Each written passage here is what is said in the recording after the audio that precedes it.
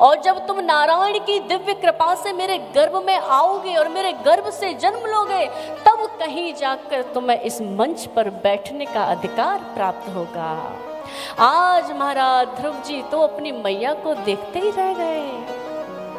आज ध्रुव जी सुरुचि के वाग बाणों से आहत हो गए। बड़ी जोर जोर से ध्रुव जी श्वास ले रहे हैं और दौड़ते दौड़ते आज अपनी मैया सुनीति के पास आए हैं। बड़ी जोर जोर से ध्रुव जी रो रहे हैं। आज मैया सुनीति ने तुरंत ध्रुव को हृदय से लगा लिया, गले से लगा लिया और कहा, बेटा ध्रुव क्या बात है, आप क्यों रोते हैं? तो ध्रुव ने कहा, मैया एक बात बताओ, क्या आप मेरी माँ कहलाने योग्य नहीं है क्या?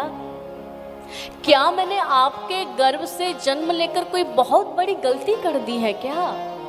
फिर कौन से सद्गुणों के अभिमान की वजह से इस सुरुचि ने आपका अपमान किया है?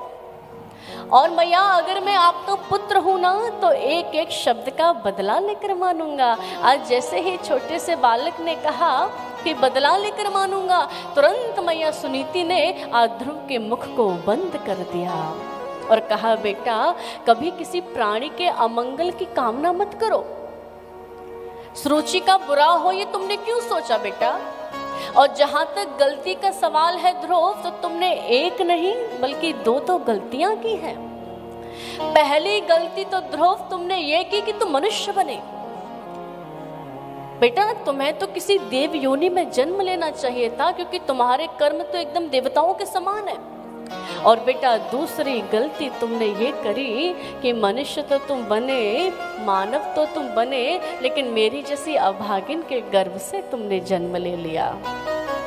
अगर सुरुचि के गर्भ से जन्म लिए होते तो निश्चित रूप से गद्दी पर बैठने का अधिकार तुम्हें प्राप्त हो जाता।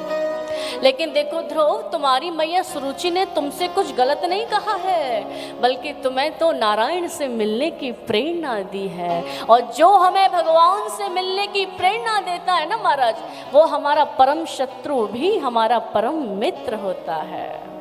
मैया सुनीति ने कहा, बेटा ये तो मेरे लिए परम सौभाग्य की बात होगी कि तुम नारायण की समाधि के लिए जाओगे, नारायण की तपस्या के लिए जाओगे, नारायण को प्रसन्न करोगे। जिसकी समाधि बड़े बड़े संत लगाते हैं, बड़े बड़े मुनि लगाते हैं, बड़े बड़े ऋषि लगाते हैं, लेकिन एक क्षण भर के लिए भी गोविंद उनके चिंतन में नहीं आता, परमात्मा उनके चिंतन में नहीं आता।